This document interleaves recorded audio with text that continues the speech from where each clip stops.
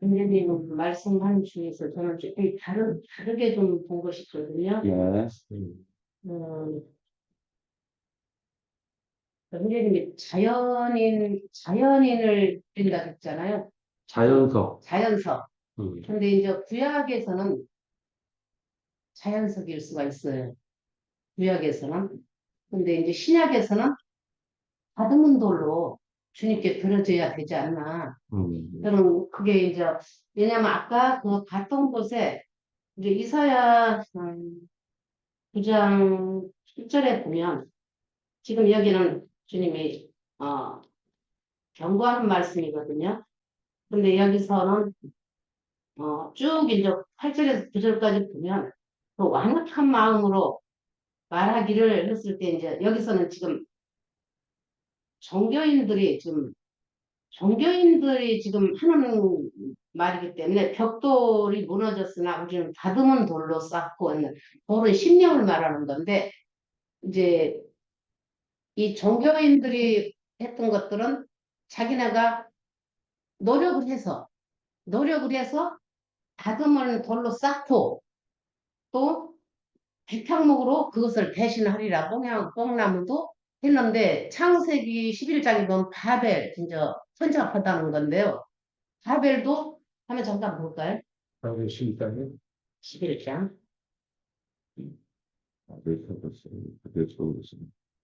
1절 보면 온 땅의 언어가 하나요. 말이 하나였더라 해놓고 그 뒤에 동방으로 옮기다가 신할 편지를 만나 거기 거류하며 서로 말하되 자 벽돌을 만들어 견고히 붙자 하고 이에 벽돌로 돌을 대신하여 역청으로 진흙을 대신하고 여기도 이제 벽돌을 대신해서 돌을 대신하는 거예요. 그러면 여기서도 지금 구약이기 때문에 이제 율법적인 말을 한 것이잖아요. 근데 제가 아까 조금 이제 형제님 말씀에 지금 이제 반론하는 게 아니고 제가 이제 이 성경 안에서 알았던 거. 근데 이제 아까 베드로 말씀도 하셨잖아요. 근데 베드로는 원래 이름이 시몬이에요. 야곱은 이스라엘 되고 세 사람이 야곱의 고난을 통해서 자기 외삼촌네 가서 20년 생활에 그 많은 고난을 통해서 이제 만들어진 다시 난 이름이 이스라엘이에요. 그랬는데 그 베드로도 원래는 시몬이었어요. 주님이 불렀을 때는. 근데 베드로가 왜 베드로가 됐냐면 주님이 그리스도시다. 살아계신 하나님이시여 했을 때 너는 베드로라 이 반석 위에 내 교회를 세우리니 했던 것은 이제 베드로가 믿었기 때문에 그러거든요. 그래서 이제 저는 이렇게 좀 깨달아져요. 우리 구약에서는 그래서 구약을 주님 심판한 거잖아요. 예수님 오셔서 새 생명을 준 것은 다듬은 돌로 구약에서는 자연석일 수 있으나 신약에서는 다듬은 돌이 아니면 주님이 받질 않아요. 베드로도 다듬어졌고 구약에서도 이스라엘도 다듬어졌어요. 그러면 바울 형제님도 사울이었을 때는 자연인으로 그냥 막 그냥 그 다 죽이고 했잖아요. 그랬을 때 그 사도행전 9장에서 보면은 길을 가다가 눈이 멀었었잖아요. 그건 옛사람의 눈이 봤던 그런 것들이 이제 멀고 새 영의 눈으로 봤을 때 이제 바울 바꿔지면서 그, 그 자연석이 아니고 주님께서 다듬은 돌, 만들어진 그래서 저는 이 말을 좀 길게 하고 하기는 좀 그렇고 만들어진 돌을 주님이 다시 만들어진 심령을 주님이 받으시는 거지 자연석은 주님이 필요가 없어요. 아까 형제님이 이제 구약을 읽었고 아까 구약에서 출애굽해서 그 뭐 토성을 다 쌓고 했던 것들은 다 이제 구약이니까 그렇게 했지만은 신약에 와서 주님이 대신 다투고 사신 영혼들은 당신이 갔었던 그 길을 똑같이 가야 하기 때문에 다시 다듬어서 만들어진 돌로 성전을 세우고 교회를 이루어가는 것이 아닌가 저는 좀 간단하게 이렇게 말씀드리고 싶었어요. 여기까지 할게요. 음.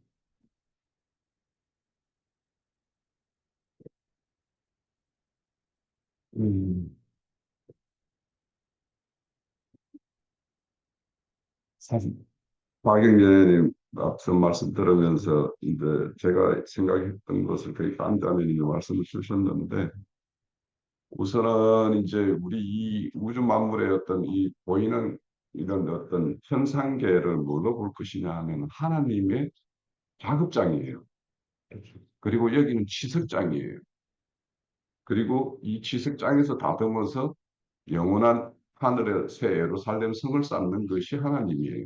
그래서 이게 이제 다듬는 돌인데, 이제 박영진의 말씀 들으면서 내가 어떤 생각을 했냐면, 자연석이라는 말을 되게 강조했는데, 그러면 이제 자연석이라는 거는 내리는 비나 뭐 바람이나 이런 거를 막고 다듬어진 거잖아요. 이거는 그러니까 하나님이 순수하게 다듬은 그것을 이제 상징한다라고 생각을 하고, 이제 자연석이라고 이해를 가지면, 아, 그거는 사람의 손에 의해서 다듬어진 것과 하나님의 손에 의해서 다듬어진 도를 우리는 구분을 해야 되고, 여기에 지금 말씀하는 이제 여기에는 이제 벽돌을 이제 무너뜨리면 다듬은 돌로 막 하겠다. 이 다듬은 돌은 자기들이 다듬은 것이죠. 그래서 이제 이거는 이제 벽돌이라는 거는 이제 그 흙을 구운 건데, 이거는 이제 혈육에 속한 사람들이 그 혈육에서 나오는 어떤 종교심에서 쌓는 어떤 그런 것들을 하나님 다 헐어버릴 것이고,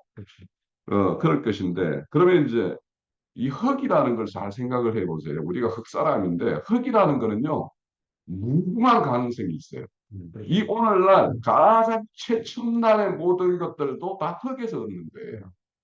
그리고 요즘에 뭐 히토리가 어떻다, 뭐 어떻다, 막 이런 거가 거기에서 나오는 특별한 물질이 있어야지만 우리는 오늘날 이제 최첨단의 어떤 반도체를 만들 수 있어요.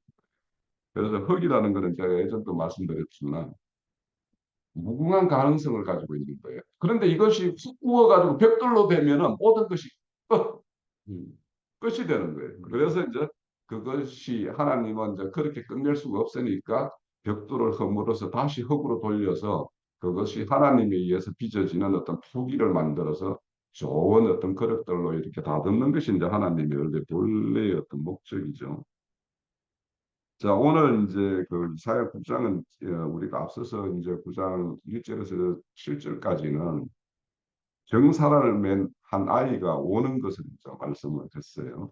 그분이 이제 실질적으로는 이제 야곱이 저 열두 아들을 축복할 때 유다 지파에게 말할 때 실로가 오기까지 말하면서 그 실로는 뭘 가지고 오느냐? 규와 다스리는 지팡이를 가지고 온다고 그랬어요. 그분이 이제 실질적으로 이제 오실 것을 이제 말씀하시는 것을 또 이사야가 이제 또 확대 적용해서 이 현상계에 이렇게 나타나실 것을 이제 말씀하는데, 그런데 우리가 이제 이어지는 말씀은 그분은 평강의 왕이에요. 의의 왕이에요. 그런데 평강과 의를 위해서는 그분이 모든 것들을 다 하시겠지만 그것을 깨뜨리는 것에 대해서는 의를 불의로 하고 선을 악으로 하고 평강을 환란으로 짓는 그런 사람들에게는 하나님이 그 반대예요. 심판을 한다라는 거예요.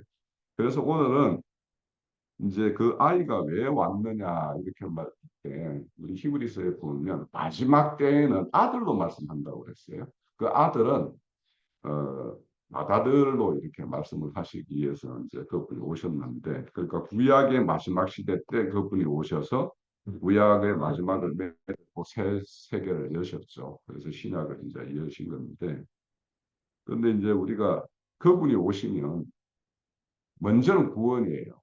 핀자를 풀고 해방하고 하는 것이지만, 두 번째는 뭐냐 하면 그분이 오시는 것은 의와 정의를 강같이 흘러가게 하는 거예요. 그러면 의와 정의를 강같이 흘러가게 하기 위해서는 불의와 이런 것들을 일소하는 것이 또 하나님의 한 면이에요. 그러니까 평화를 위해서는 이런 불의를 또 일소해야지만이 되는 것이 이제 이 양면이 있죠. 그래서 우리 오늘 이제 평화의 왕이신 그분이 오셨는데 바로 이어지는 이야기가 지금 8절에서부터 이제 21절까지가 북이스라엘에 대한 심판의 이야기를 하고 있어요. 그러면 이 당시에 북이스라엘이 어떠한 상황인가를 우리가 한번 조금 알려면 아모스 6장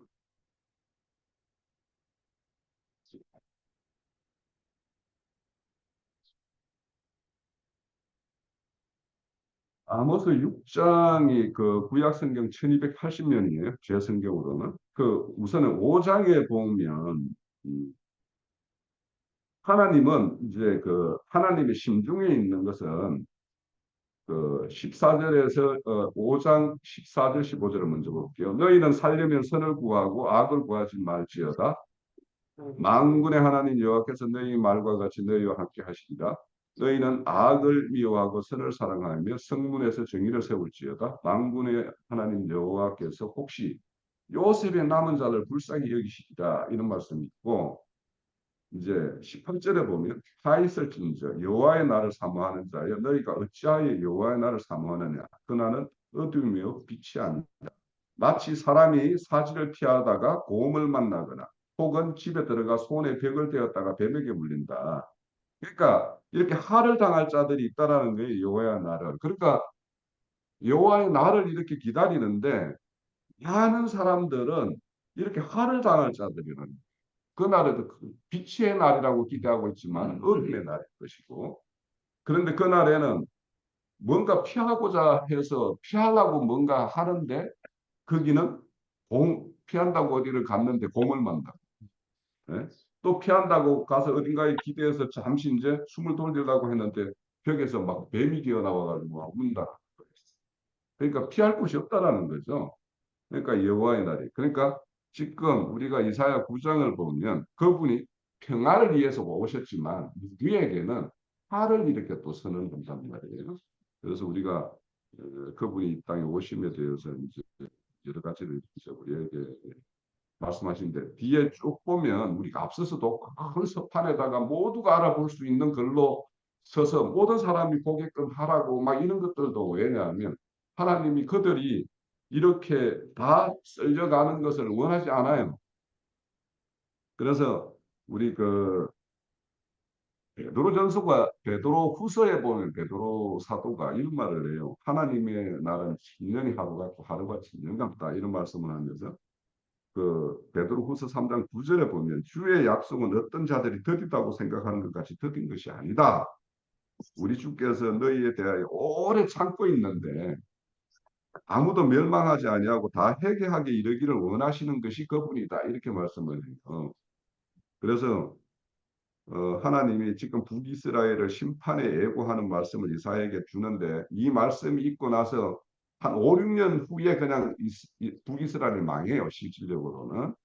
그러면 그 이전에는 아모스 선지자가 이렇게 말씀을 해서 보냈어요. 그러면 이제 6절 아모스 6장을 폈죠. 거기를 한번 보면 그 당시에 왜 이런 어떤 심판이 있느냐면 아모스 6장에 보면 하 있을진저 시온에서 교만한 자와 사마리아 산에서 마음이 든든한 자. 시온이라면 남유다를 말할 거고 북 사마리아는 이제 사마리아 산이라고 북이스라엘을 말하는 거겠죠. 마음이 다 든든하다라는 거예요. 백성들이 머리 지도자들이요. 이스라엘의 집이 다 그들을 따르는도다 이런 말씀이에요. 오늘 보면 이제 그들의 어떤 고아와 가부도 내가 국리를 여기지 않겠다 하죠. 17절에.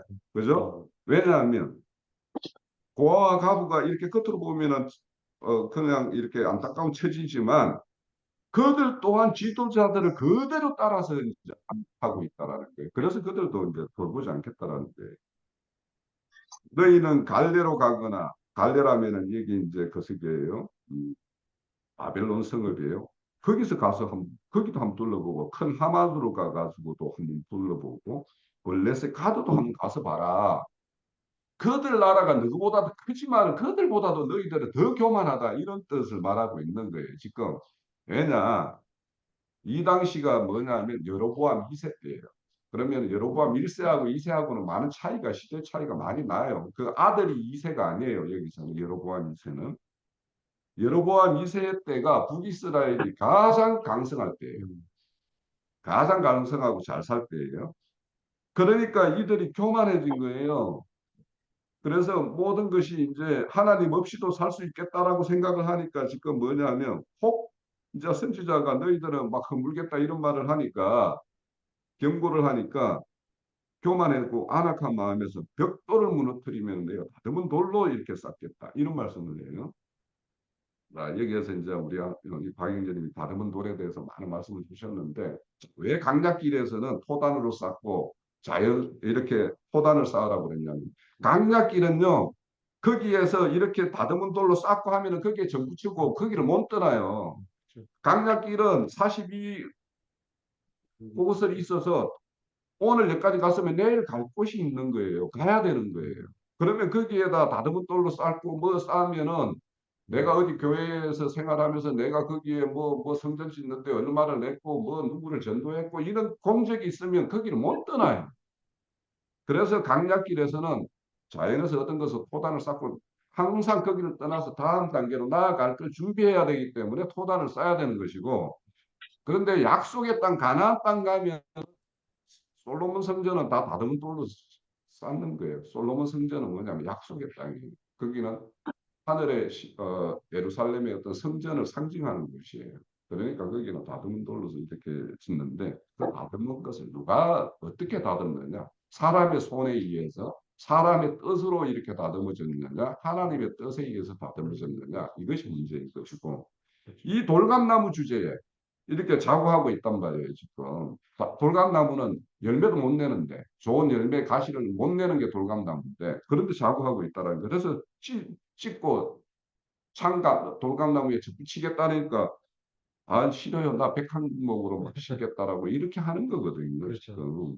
그러니까, 이런 어떤 실상이니까, 이렇게 우리가 북이스라엘의 어떤 그런 어떤 겉으로 드러나는 잘 이렇게 세상이 잘 되고 이래 하니까 이들이 뭐냐면 그저 3장에 보배요. 이들이 너희는 흉한 날이 멀다 한다라는 거예요.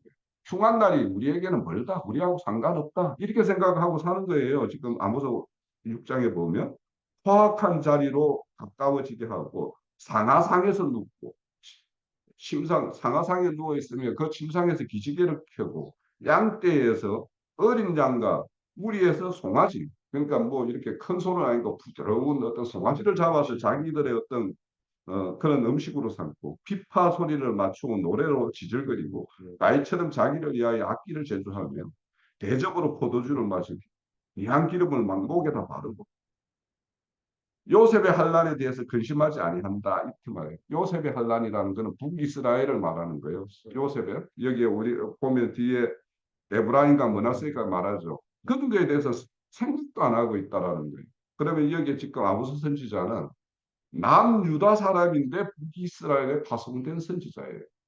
그러면 왜 이게 북이스라엘에는 쌓였다 거짓 선지자들밖에 없다라는 거죠. 결국에는 베델과 단에다가 그 금송아지 우상 만들어 가지고 삼절기면은 예루살렘으로 가는 것을 막기 위해서 여로보암이 그렇게 죄를 저질렀잖아요. 그러니까 그렇기 때문에 이런 어떤 너희들이 어, 요셉의 환란, 에브라임과 므낫세가 당할 환란 이런 거에 대해서는 마음에 염두에 두고 살지 않는 거예요. 흉한 날은 우리하고 멀다 이렇게 이야기하는 거예요. 그러니까 거짓 선지자들은 심판의 이야기를 하잖아요. 그러니까 내가 최근에 여호와 증인들하고 나 그런 거 몰랐거든요.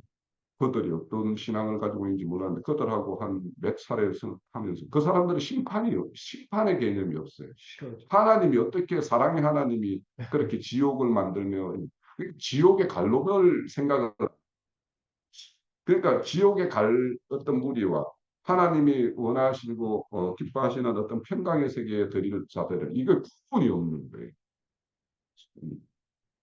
자, 오늘 저는 뭐에 대해서 좀 말씀드리고 싶으냐 하면 지금 북이스라엘이 하나님이 회개하라고 그렇게 선지자를 보내주고 이렇게 해도 회개치 않으니까 최종적으로 뭐 러신을 일으켜 가지고 치게 하고 뭐 블레셋과 안무 저기 아람을 이렇게 해서 치게 하고 또 이제 최종적으로 아수르를 일으켜서 이제 최종 멸망하게 하잖아요. 그러니까 왜 이렇게 멸망을 이렇게 얘들이 회개하지 못하느냐 이런 것들을 이제 이 회개에 대해서 우리가 좀 이렇게 생각을 해보려면 이 욥기 42장을 한번 볼게요. 욥기 42장.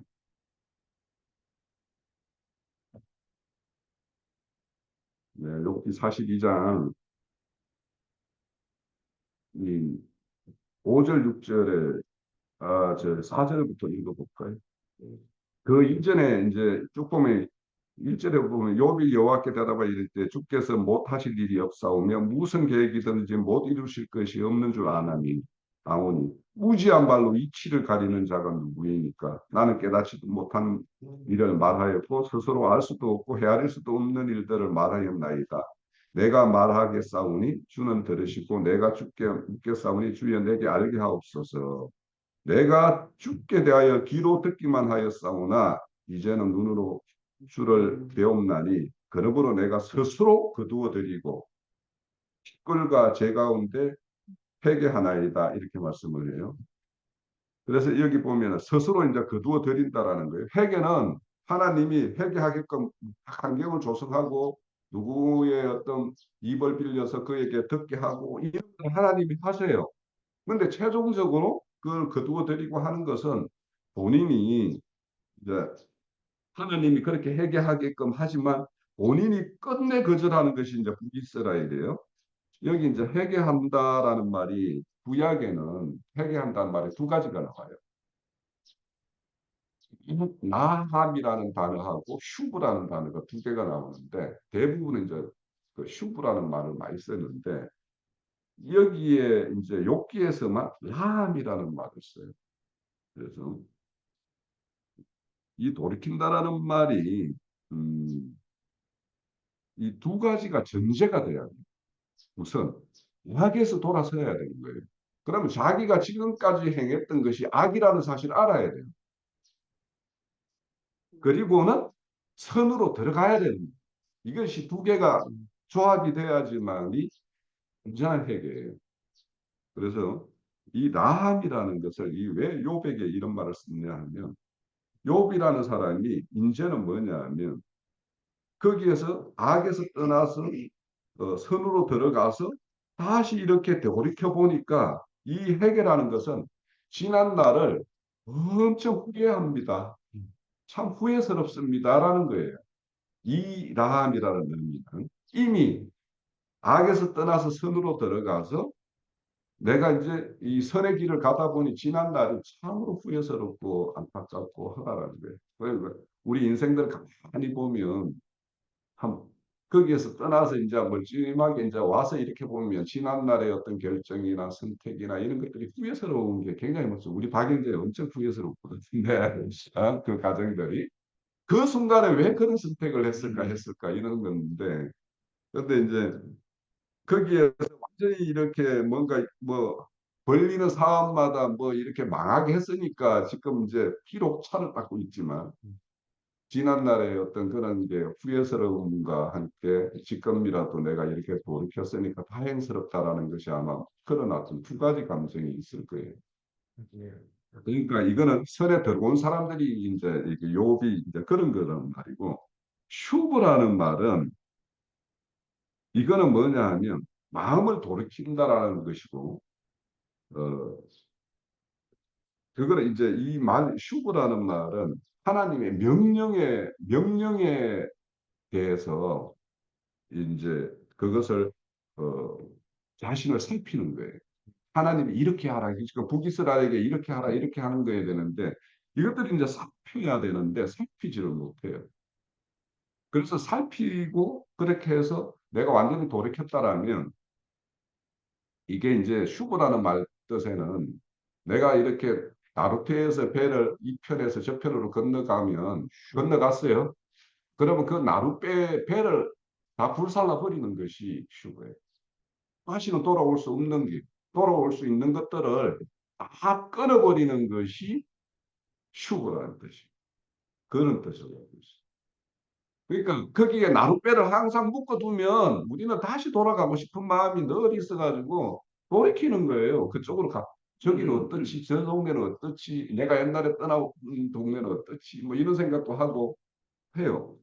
그래서 우리가 이런 어떤 회개라는 말을 이렇게 찾아본다면 아까 하나님이 그 바벨론으로 이렇게 포로 잡혀간 자를 좋은 무화과 나무 그대로 남아 있는 것을 나쁜 무화과 에레미야 24장. 그러니까 그렇게 말씀했죠. 그러면 그 말씀과 관련해서 우리가 한번 찾아볼게. 열왕기상 11장 533면이라고 돼. 내가 아까 찾아놨긴 했는데, 그쪽 11사. 11장 38절 39절. 네. 여기 보면, 내가 만일 내가 명령한 모든 것을 순종한, 이건 누구한테 하는 거예요? 여로보암한테 하는 이야기예요. 지금 북이스라엘을 창건한 여로보암한테 이야기하는 거예요. 그러니까 여로보암, 그러니까 솔로몬의 아들 르호보암에 의해서 나라가 찢어지는 것이, 그거는 르호보암의 어떤 비리에 의해서 비롯된 것이지만, 이렇게 찢는 것도 하나님의 뜻인 거예요. 그러니까 네가 찢는데 그렇게 뭔가 참여한 여로보암에도, 네가 내 명령의 모든 일을 순종하고 내 길로 행하여 내 눈에 합당한 일을 하며 내 종 다윗의 행한 같이 내 율례와 명령을 지키면 내가 너와 함께 하고 있어. 내가 다윗을 위하여 세운 것 같이 널 위해서 견고한 집을 세우리라. 이스라엘이 내게 주리라. 39절. 내가 이로 말미암아 다윗 자손을 괴롭게 할 것이나 영원히 하지는 아니하리라 하셨느니라 합니다. 지금 뭐냐면 나라가 찢어지는 어떤 걸로 인해 가지고 찍는데 어떤 당사자로 쓰임을 받는 게 여로보암이에요. 그렇지만 그러니까 하나님이 여로보암에게도 기회를 주는 거예요. 이렇게 네가 내 명령을 순종하고 내 뜻대로 합치되는 걸로 하면 다윗에게 약속했던 것과 똑같이 너도 그렇게 해주겠다라고 그러는 거예요. 그런데 그런 가정에는 뭐냐면 다윗의 자손을 괴롭게 할 것이라. 그러니까 괴롭게 할 일이 있는 거예요. 하나님이 뭔가를 이렇게 하나님의 어떤 그것으로 세우고 이렇게 하려면은 다듬는 과정이 필요하기 때문에, 다듬는 과정에는 누구라도 그 다듬의 손길에 들어가면 괴로움을 당할 수밖에 없어요. 근데 영원히 하지 않겠다라는 거예요. 영원히 하지 않겠다. 자, 그래서 이제 하나님은 늘 이렇게 회개하고 돌이킬 거리가 있으면 그들에게 이렇게 여러 가지 모양으로 여러 사람을 통해서 여러 사건을 통해서 이렇게 경고도 하고 이렇게 해요. 그런데 이제 그렇게 안 하면 이렇게 매를 대죠. 작은 매를 대요. 그럴 때 그게 이제 괴롭게 하는 건데, 이렇게 다윗과 관련해 가지고 하나님의 어떤 언약을 기억하는 사람들. 그래서 악에서 선으로 들어간다라는 게 바로 선이 뭐냐? 하나님의 언약 안으로 들어가는 걸 선이라고 이야기해요. 그래서 그러니까 언약이라는 것은 언약의 공동체가 있어요. 그것이 뭐냐? 오늘날로 보면 교회예요. 그러면 교회라는 것을 뭐 거짓된 교회도 있고 참된 교회도 있지만, 여기서 우리가 말하는 것은 참된 교회. 그러니까 참된 교회에 들어가서 그 일원으로 참여하는 그 자체가 선한 일이에요. 하나님이 보시기에는. 그래서 이런 회개라는 것이 언약의 어떤 공동체로 들어가는 것이 어떤 온전한 어떤 회개이고 이루어지는 것이지, 각자가 이렇게 우리 생활을 하고 각자가 이렇게 있는 거, 이 자체는 하나님의 선으로 안 보는 거예요. 그래서 우리가 이, 이 회개라는 말 속에는 어딘가에서 돌이켰어요. 그러면 거기가 악이고 우상의 어떤 그는 혼잡함이 있는 곳이다라면 거기서 떠났어요. 떠났으면 어딘가를 들어가야 되는 거예요. 혼자 있는 것이 아니라. 그래서 우리가 이제 어떤 회개라는 것도 이게 하나님의 언약과 관련지었고, 그 언약이 성취되는 것은 각자에게 일이 다듬어지는 일이 있죠, 분명히. 근데 그 다듬는 것은 반드시 하나의 어떤 성전으로 건축되기 위해서 다듬는 것이지, 각자로 다듬어서 이렇게 하는 것은 아무 하나님에게는 의미가 없는 거예요. 다듬어서 어디다가 버림돌처럼 둘 것 같으면 그것을, 그런 수고를 왜 하나님이 하시겠어요? 당연히 다듬었으면 어딘가에다가 요긴하게 이렇게 쓰죠. 저는 오늘도 이제 내려오면서 우리 교회 여기 이제 오산교회에 사람 수가 참 적은데, 음, 이제 오늘 황영재님이 뭐 오산여에 가서 우리 자매님들하고 형제님들 모시고 온다라는 소리, 이를 또 형제님은 또 그 일을 한다고 하시고, 지난주에 오니까 이 부커피카 이거 다는데 이렇게 솜씨를 보이시는 저이 김성수 형제님도 한 윗사람 안 보였는데, 꼭 갖가지 필요한 것들을 다 이렇게 갖춘 사람들이 그래도 이렇게 모여서 이런 어떤 효소도 이렇게 마련되고 또 앞으로 이제 더 많은 사람들을 보내줘서 우리가 이제 이렇게 하나님의 어떤 온전한 전을 이루는 이제 이렇게 일을 하게 될 텐데 그래서 이제 오늘 이렇게 저는 이제 보면 끝내 돌이키지 않아서 하나님의 어떤 심판을 이렇게 행하시는 일을 말씀하시는데 그런데 이제 제일 중요한 거는 뭐냐면 이제 우리 16절에 보면 백성을 인도하는 자가 그들을 미혹하니 인도하는 자들이 다 멸망을 당하는도다 이렇게 말씀을 해요. 그러니까 이런 것들은 지금 여기에 보면 종기한 자, 뭐, 이렇게 종기한 자 꼬리 이렇게 대비시키고 거짓 선지자 이렇게 말씀을 하시는데 여기에는 왜 이런 모든 자를 끊는다라고 이렇게 여기에 장로는 종기한 자예요. 왜 끊냐? 이스라엘의 이제는 이런 자를 아모스를 보내고 이사야 선지자를 보내도 알아듣지 못하니까 이제는 끝내 이걸 끊는다라는 것은 이스라엘은 이제 망하게 모든 이제 아수르에게 최종적으로 이런 처분의 어떤 그런 길로 가고 있다라는 것이에요. 그러니까 그들이 알아들을 자가 한 사람이라도 알아들을 자가 있으면 하나님이 끊지 않겠죠. 그런데 이제 아무도 들을 자도 없고 하니까 종교한 자도 보낼 필요도 없고 그래서 우리가 앞에 보면은 너는 말씀을 봉하라 이런 말씀도 우리 5장인가 어디가 있었죠. 이사야서 5장에 보면 예, 그렇게 말씀이 봉양을 당하고 하는 것이 하나님으로부터는 가장 큰 심판을 받는 것이 되겠죠. 그래서 우리가 오늘 이 주제를 보면은 하나님이 그를 돌이키지 않으면 손을 거두지 않네. 심판의 손을 한번 폈으면 이 심판의 손을 거두지 않는다라는 거예요. 그러니까 끝까지 맞서서 하나님의 매를 당할 사람은 뭐 그렇게 갈 수밖에 없는 것이고 오늘은 우리가 이런 걸 보면은 하나님이 우리를 꺾기 위해서 뭔가 손을 폈다라면 이것을 이루지 않고는 손을 거두는 분이 아니시니까 우리는 손 들고 나오는 것이 살 길이다. 이런 것들도 이제 한번 생각해 보고 우리가 하나님한테 이겨먹으려고 해가지고 이길 수가 있으면 이기겠다라고 지금 하는 게 북이스라엘 아니에요, 지금. 그런데 거기서 이제 최종적으로 멸망으로 결론을 짓는다는 것을 우리가 알고 있으니까 우리는 어떻게 돌이키고 해결해야 될까 이런 것들에 대해서 우리가 이 구장의 말씀 앞으로도 이제 뭐가 다 이런 거와 관련된 말씀이겠지만 오늘 이제 두 장에서 그분이 원하시는 것은 평강이지만 그렇지 못한 자에게는 하나님의 정의와 공의를 실현하기 위해서 심판을 할 수밖에 없다라는 것을 우리가 좀 생각을 하면서 오늘 두 장 말씀을 봐야 되겠다 생각을 해요. 힘들고 돼서보다 낫다. 네. 네, 또 더 증거하실 분 계시면 더 증거. 한 15분 정도 더 남았죠? 15분 정도 남았으니까 더 증거하실 형제자매님 있습니다.